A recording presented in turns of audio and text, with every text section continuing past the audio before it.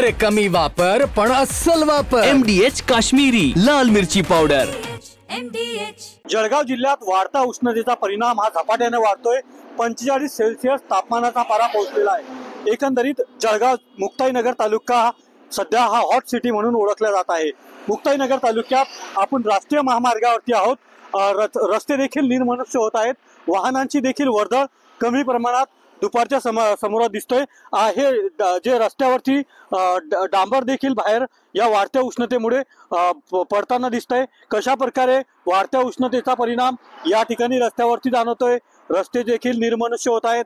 वाहनांची वर्दळ देखील कमी प्रमाणात आहे आणि हे डांबर जर पाहिलं तर हे देखील बाहेर येताना या ठिकाणी दिसतंय।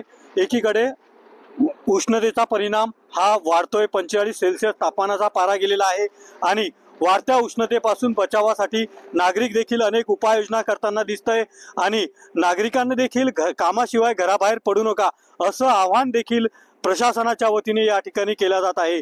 कॅमेरा पर्सन मंगेश ढोलेसह रवी गोरे, TV9 मराठी, जळगाव।